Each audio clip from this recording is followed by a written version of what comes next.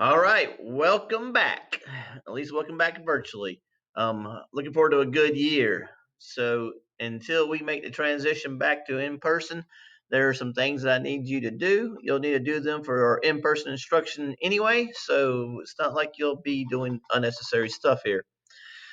I'm going to go over our curriculum very quickly, and I'm going to have you do some activities that need to be done as soon as possible. Those who don't know me, my name is Jeff Eaglin. I've been teaching for about 25 years, and I've coached multiple sports. I'm currently an athletic director for Menifee County, and I have first year as a U.S. history teacher, which I'm really pumped up and excited about, and I'm looking forward to y'all learning about U.S. history and having a good year. So first thing is this: summative grades and formative grades. Um, 40% of your grade will be weighed on summatives. Last year when we did virtually, we were not expecting what was going to happen, and we kind of got away from assessments. And we are going to have assessments this year, okay? Even if we're virtually until Christmas, we'll have assessments. So assessments have two parts: a multiple choice, and they focus on high order thinking skills, evaluating historical information. Here's the kicker: I am not going to ask recall type questions. I'm going to assess that material, or in other words, measure whether or not you know it through other activities, okay, which I'll get to in a minute. So our multiple choice questions are not like who, what, when, where. They're how and why. We will also have extended responses, which can include short answers to a historical document, responding to it, an on demand type essay prompt. And here's the kicker on those: you can use your notes. In fact, I encourage you to. Formative assessments, which are 60% of your overall grade, are activities that are meant to get you ready for that summative assessment.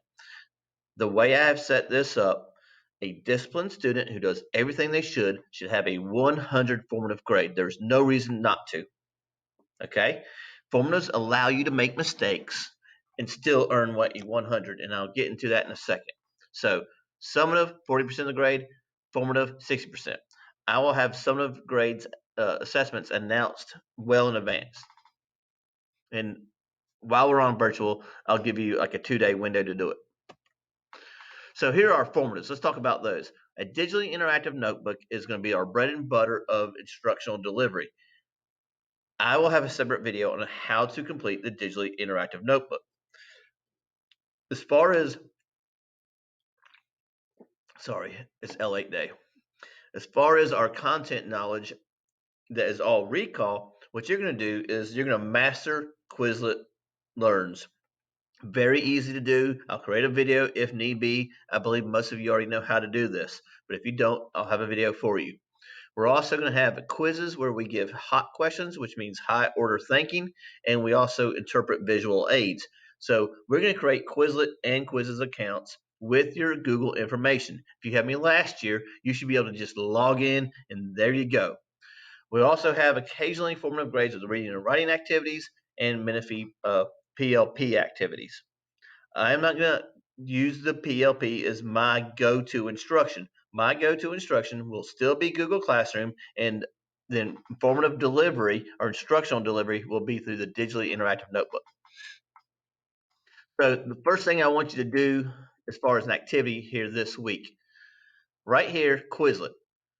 I have two types of Quizlet activities you're going to do. Both are Quizlet Learn, but one is going to be mastering information from a crash course, and the other one is going to be mastering historical content.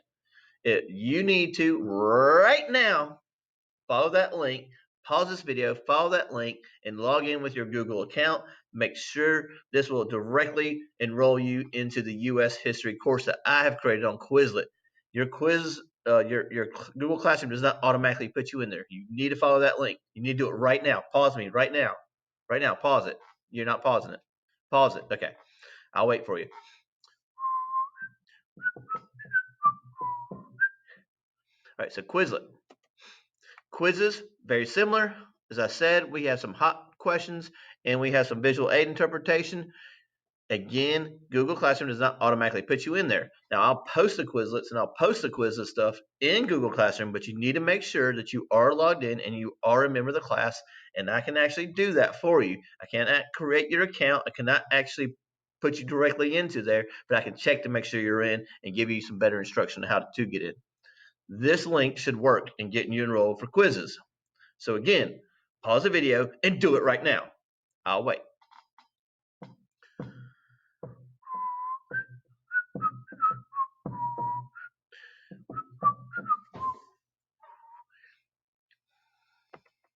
Right, the Menifee PLP, the Menifee Personalized Learning Platform was a great idea is a great idea.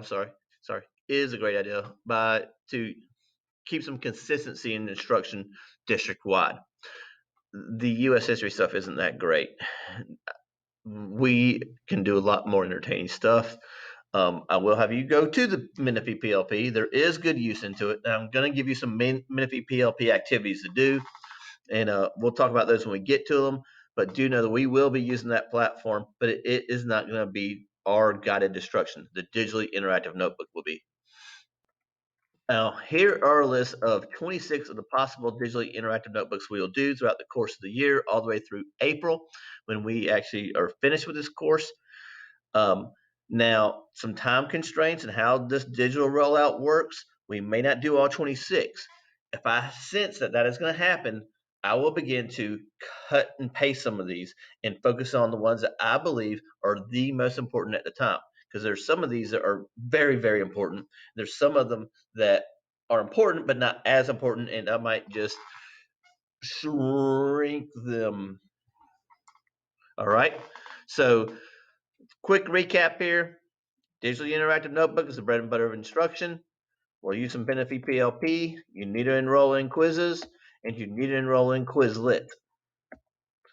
Those are our different types of formative activities. You should be able to get 100 on every single one of them, even when you make mistakes, just by completing them. I will not have summatives that deal with content. It'll be application, evaluation, interpreting, and all those good things. All right, and I'll talk more about the summative when we approach a summative date. Y'all have a great day. Make sure you watch the digitally interactive notebook video. And if you have any concerns, put a comment down there in Google Classroom or add a private comment, which would probably be better anyway. We will use Google Classroom as our key communicator. Looking forward to it. Y'all have a great year.